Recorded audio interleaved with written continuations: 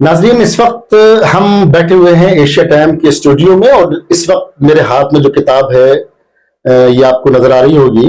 किताब का टाइटल है इशारिया फारिगीन जामतुल फलाह की अदबी खिदमत। आज हमारी गुफ्तगू का महवर यही किताब है। मैं आपको बता दूं कि जमात इस्लामी हिंद के क़य्यम जमात टी आरिफ अली साहब जामतुल फलाह के नए नए शेख जामिया बनाए गए हैं। उन्होंने वहाँ की विजिट करने के बाद उन्होंने अपने फेसबुक पेज पर जामतुल फलाह के कुछ तासुरात पेश किए हैं, जिसमें फलाहियों की खिदमत का उन्होंने तज़किरा किया है ज़िम्नन एक या दो सतर में। लेकिन फलाहियों की जो खिदमत है उस पर एक इशारिया अभी 6 माह कबल मंजर-ए-आम पे आया था। इसके दो मौलफीन हैं इसके, इम्तियाज वहीद जो कोलकाता में है और उमैर मंजर। हमारी खुशकिस्मती है कि उमैर मंजर साहब जो इसके एक मौलिफ हैं हमारे साथ मौजूद हैं। इस किताब की इशाअत में इनको क्या दुश्वारियाँ हुई, क्या चैलेंजेस थे, इनसे हम बात करेंगे। और दूसरे मेहमान हमारे अलमुल्ला साहब हैं। अलमुल्ला साहब जामिया मिल्लिया इस्लामिया के एक होनहार स्कॉलर हैं। उसके अलावा अदबी और इल्मी हल्के में काफ़ी अदब व एहतराम की निगाह से देखे जाते हैं। तो बतौर एक्सपर्ट, चूँकि इन्होंने इस किताब का मुताला बखूबी कर रखा है, तो एज ए एक्सपर्ट हमने इनको मदऊ किया है। इनकी राय हमारे लिए बहुत अहम होगी। तो सबसे पहले मैं मौलवी किताब की तरफ बाद में आऊँगा। पहले मैं अलमुल्ला साहब आपसे ही सवाल करता हूँ। आपने शायद आज तहरीर देखी होगी टी आरिफ साहब की। उन्होंने एक छोटा सा एक फेसबुक पेज पे एक नोट बनाया है, उसके अलावा ये किताब भी आपने पढ़ी है। तो ये फारिगीन जामतुल फलाह की अदबी खिदमत, ये बिलखुसूस अदबी खिदमत के लिए इशारिया था ये। तो इस किताब के बारे में आपकी क्या राय है? एक्सपर्ट कमेंट चाहूँगा कि आपकी क्या राय है। देखिए, मैं कोई एक्सपर्ट तो नहीं हूँ, लेकिन एक कारी की हैसियत से मैंने जब ये किताब छप करके आई तो मुझे ये किताब मिली और मैंने इसका बिलिस्तिआब मुताला किया। और चूँकि मैं डॉक्टर इम्तियाज़ वहीद साहब से और डॉक्टर उमैर मंजर साहब से दोनों से मैं बखूबी वाकिफ़ हूँ, लेकिन मैं किताब को ये देखना चाह रहा था कि आखिर है इसमें क्या। क्योंकि आम तौर पर ये बात कही जाती है कि अदब से मदारिस का क्या ताल्लुक, लेकिन जब मैं इस किताब को देखा तो मुझे मतलब बड़ी हैरानी हुई कि हमारे यहाँ मदारिस से भी किस किस्म की गिरामाया चीज़ें निकल रही हैं। लेकिन अफसोस की बात यह है कि उन चीज़ों को हाईलाइट नहीं किया जाता है। और मैं इस सिलसिले में डॉक्टर इम्तियाज़ वहीद साहब और उमैर मंजर साहब दोनों को मुबारकबाद देना चाहूँगा कि उन्होंने बड़ी अर्करेज़ी के साथ, आप देख सकते हैं कि इसमें किस तरह से उन्होंने आप ये समझिए कि एमफिल पीएचडी के मकाले से लेकर के बच्चों के अदब, तारीख, तनकीद, तदवीन, तराजीम, जोग्राफिया, सफरनामा, खुदनविश, सीरत, शेर सुखन, सहाफत, फरहंग साजी, लाइब्रेरी साइंस, माशियात, मोनोग्राफ, निसाबी कुतुब, यानी तकरीबन सारी चीज़ों को समेट लिया है। और आमतौर पर जब हमारे यहाँ ये बात कही जाती है कि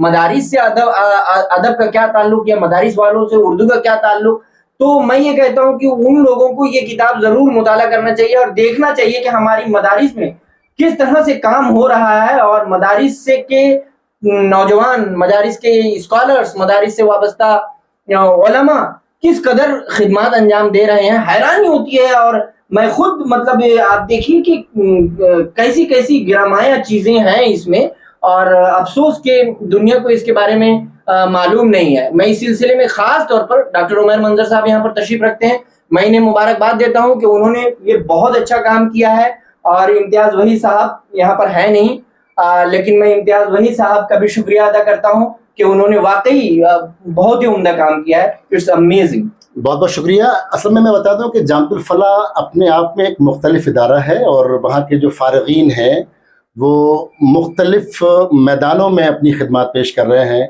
कई ममालिक के सफ़ीर बन चुके हैं, कई यूनिवर्सिटियों में वाइस चांसलर बन चुके हैं, मुख्तलिफ मौज़ूआत में प्रोफेसर हैं।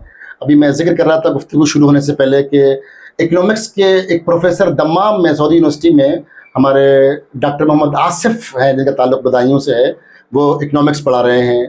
और एक अंग्रेज़ी के प्रोफेसर हैं थाईलैंड में, फ़हद तनवीर साहब। तो इस किस्म के फलाही लोगों ने जो मुख्तलिफ मैदानों में अपनी खिदमत पेश की हैं, लेकिन ये इशारिया बतौर ख़ास उर्दू की अदबी खिदमत के लिए है कि उर्दू दुनिया में आने के बाद फलाहियों ने क्या क्या अपनी खिदमत अंजाम दी हैं। तो मौलिफ हमारे साथ मौजूद हैं। उमैर साहब ने काफ़ी अर्करेज़ी की है, मेहनत की है। इम्तियाज़ वहीद साहब ने, दोनों ने मिल करके, हमारी खुशकिस्मती है कि इस वक्त स्टूडियो में मौजूद हैं। मैं जानना चाहूँगा उमैर साहब, बतौर ख़ास जब इशारिया आप ये तैयार कर रहे थे, क्या पेश नज़र था आपके? اور آپ کو کس حد تک لگتا ہے کہ آپ کامیاب ہیں اس میں؟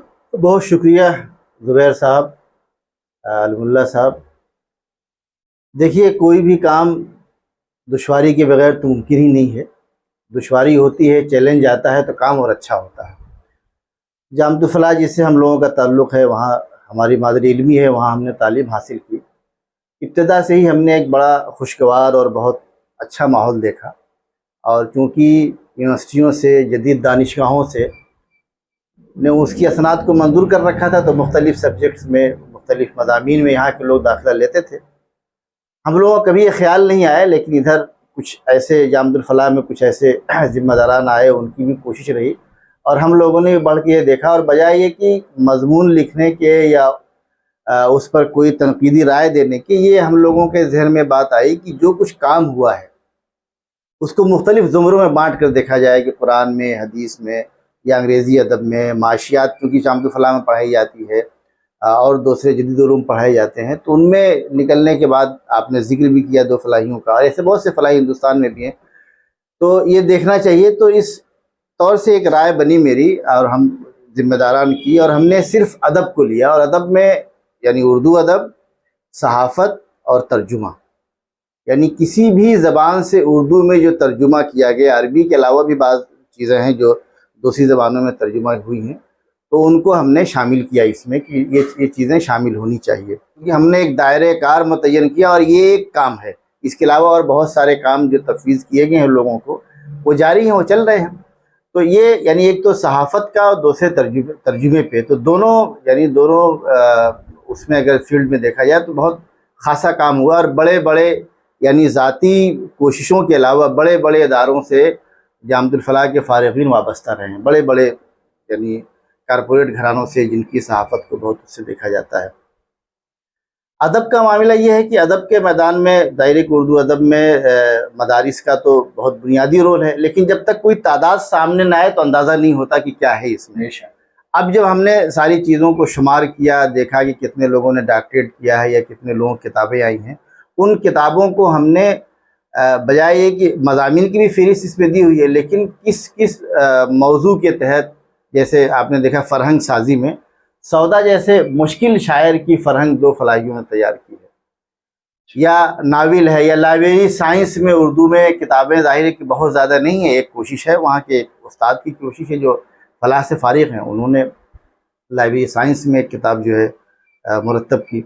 تو اس طریقے سے جو جدید اور قدیم دونوں کا جامعۃ الفلاح کا جو ایک سنگم قرار دیا جاتا ہے، تو یہ صرف ایک عکس ہے، اور اس آئینے میں ہماری جو جدید دانشگاہیں ہیں، دہلی یونیورسٹی ہے، جامعہ ملیہ اسلامیہ ہے، جواہر لال نہرو یونیورسٹی ہے، علی گڑھ مسلم یونیورسٹی ہے، مولانا آزاد نیشنل اردو یونیورسٹی ہے، کہ یہاں کے فارغین میں کوئی ایسا شعبہ نہیں ہے کہ جہاں جامعۃ الفلاح کے فارغین نے ڈاکٹریٹ نہ کی ہو، اور بہت سے اداروں میں پڑھا بھی رہے ہیں۔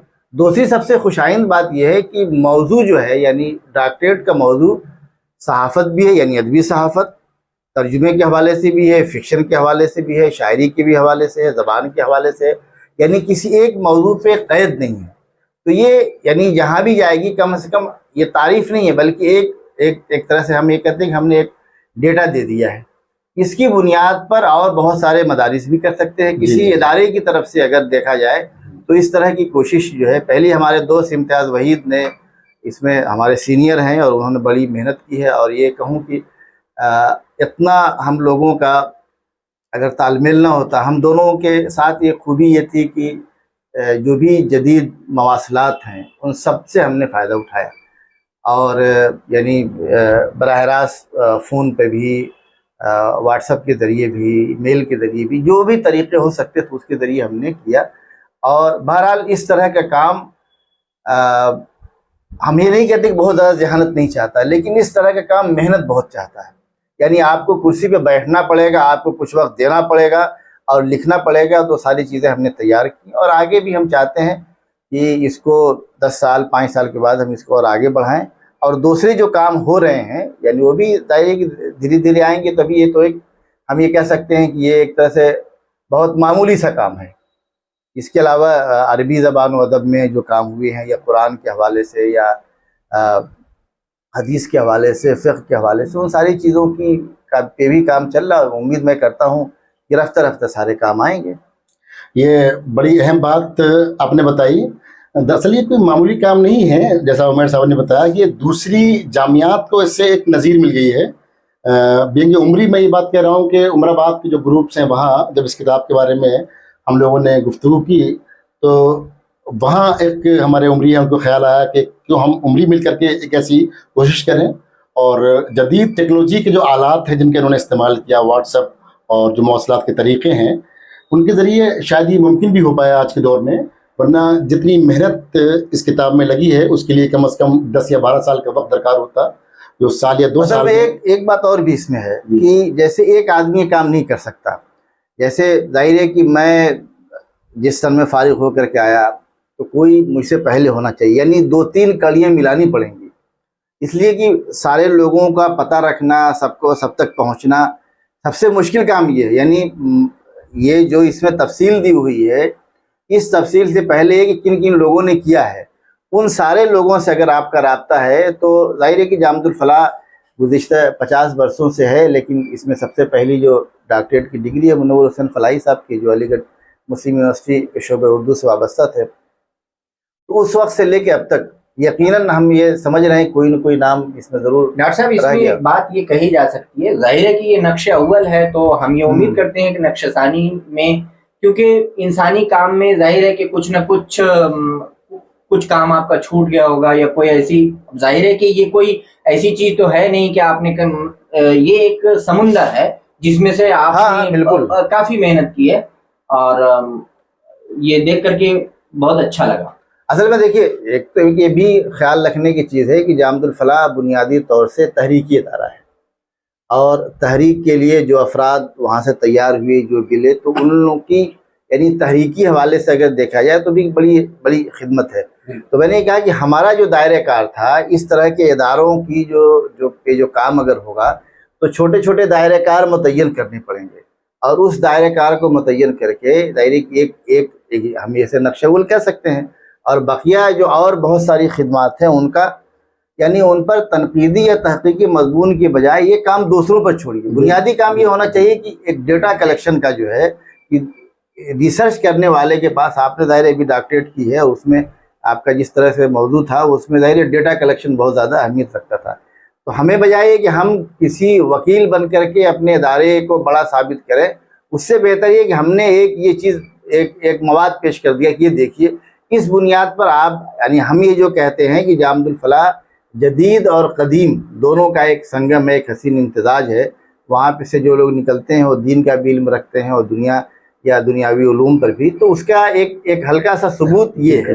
عمر صاحب آپ نے ابھی ذکر کیا کہ جامعۃ الفلاح ایک تحریکی ادارہ ہے، اور اتفاق سے تحریک اسلامی کے جو قیم جماعت ہیں وہ نئے شیخ الجامعہ بنے ہیں، انہوں نے اپنی وزٹ بھی کیا. تو میں اپنے گفتگو کا کنکلوژن اسی طرف آ رہا ہوں میں لوٹ کے، کیونکہ شروعات میں نے وہیں سے کی تھی. تو شیخ الجامعہ نے جو ابھی وزٹ کیا، کیا امیدیں ہیں آپ کو نئے شیخ الجامعہ سے؟ کیونکہ فلاح کے متعلق گفتگو ہو رہی ہے اور بینگ فلاحی ہم سب کنسرن ہے فلاح کے تعلق سے. دیکھیے یہ تو بہت خوش آئند پہلو ہے کہ کوئی ذمہ دار جس ادارے کا بنایا گیا وہاں جائے اور اپنی آنکھوں سے اور اپنے کانوں سے دیکھ کر کے اور سن کر کے کوئی نتیجہ اخذ کرے اور اس کے بعد آگے کوئی لاہ عمل بنائے. تو اس لحاظ سے اس دورے کو میں جامعۃ الفلاح کے حق میں بہت ہی خوش آئند سمجھتا ہوں کہ انہوں نے بہت اچھا کام کیا کہ وہ گئے اور انہوں نے خود دیکھا، اور ظاہر کہ اس کی بنیاد پر ان کا کوئی لاہ عمل بنے گا اور خود سوچیں گے اور آگے کچھ نہ کچھ. زبیر صاحب ابھی جسٹ 2-3 دن پہلے کی بات ہے، یہاں مرکزی تعلیمی بورڈ کی طرف سے ایک سیمینار تھا جس میں مدارس میں نصاب کی تبدیلی کے حوالے سے گفتگو ہو رہی تھی. تو جامعۃ الفلاح کے ناظم آئے ہوئے تھے وہاں، طاہر مدنی صاحب. نائب وہ اپنے انیس صاحب بھی تھے شاید، جی وہ سابق ناظم یا. تو ان سے میری گفتگو ہو رہی تھی، تو میں نے، ظاہر ہے کہ مجھے مدارس سے دلچسپی ہے اور اس پر میں نے کافی کام کیا ہے، تو میں ان سے پوچھ رہا تھا کہ عام طور پر یہ بات کہی جاتی ہے کہ مدارس میں داخلے کی شرح میں کمی آئی ہے، تو جامعۃ الفلاح کے بارے میں کچھ بتائیے. تو انہوں نے بڑی ہی حیران کن بات کہی. وہ یہ کہی کہ بھائی ہم تو ایڈمیشن دینے کے لیے ہمارے پاس جگہ ہی نہیں ہے، ہم تو پریشان ہیں کہ ہم کیسے انتظام کریں. اور ایک حیران کن بات انہوں نے یہ بتائی کہ پہلے یہ رجحان نہیں تھا مسلمانوں میں، خاص طور پر لڑکیوں کی تعلیم کے حوالے سے. دینی تعلیم کے حوالے سے اس قدر بیداری نہیں تھی، لیکن وہ یہ بتا رہے تھے کہ لڑکوں کے مقابلے میں لڑکیوں کی تعلیم کے لیے زیادہ ہمارے پاس درخواستیں آ رہی ہیں، اور ہم ان درخواستوں کو ہندوستان کے کونے کونے سے جو درخواستیں آ رہی ہیں ہم ان کو پورا اچھا، نہیں یہاں کر پہ پا ایک رہے ہیں۔ وضاحت بہت ضروری ہے کہ یہ جو کتاب ہے جامع الفلاح جو ہے میں لڑکے اور لڑکیاں دونوں ہیں، ان کا ایک الگ ہاں، سسٹم ہے، ہاں۔ لیکن نصاب دونوں کا ایک ہے، جی جی کلیۃ البنات جو ہے، اور عام طور سے ادھر 8-10 سالوں سے لڑکیوں کی تعداد لڑکوں کے مقابلے میں زیادہ زیادہ ہے، ہوئی ہے۔ اور وہ جدید دانشگاہوں میں جا بھی رہی ہیں۔ یہ جو ہم نے تیار کیا ہے اس میں لڑکیوں کا ذکر یعنی بالکل، فارغین کا بالکل ذکر نہیں ہے، ہے۔ فارغات کا نہیں ہے۔ یہ بھی دائرہ کاری اس وجہ سے بنایا گیا ہے کہ وہ لوگ اگر چاہیں، دائرے کی میں یہ سمجھتا ہوں کہ ان کی بھی خدمات کم نہیں ہوگی، بے شک یہ ابھی ایک طرف کا ہے، اگر اس طرف کا بھی کوئی ان میں سے فارغات میں سے اگر کوئی کرے گا وہاں تو میں یہ سمجھتا ہوں کہ اس کی بھی نتائج یا وہ چیزیں بھی بہت حیران کن۔ بے شک۔ یہ ہماری تھی آج کی گفتگو، ایک کتاب جو اشاریہ جامع الفلاح کے ادبی فارغین کے تعلق سے لکھا گیا ہے، اس کے مؤلف سے ایکسپرٹ کی شکل میں علم اللہ صاحب تھے، اور انشاءاللہ ہم آگے بھی اسی قسم کی گفتگو کسی نہ کسی موضوع پر ضرور کیا کریں گے۔ تو فی الحال مجھے اپنے میزبان زبیر خان سعیدی اور ڈاکٹر عمیر منظر اور علم اللہ صاحب کو دیں اجازت، اگلے کسی ایپیسوڈ میں انشاءاللہ آپ سے پھر ہوگی ملاقات۔ شب بخیر۔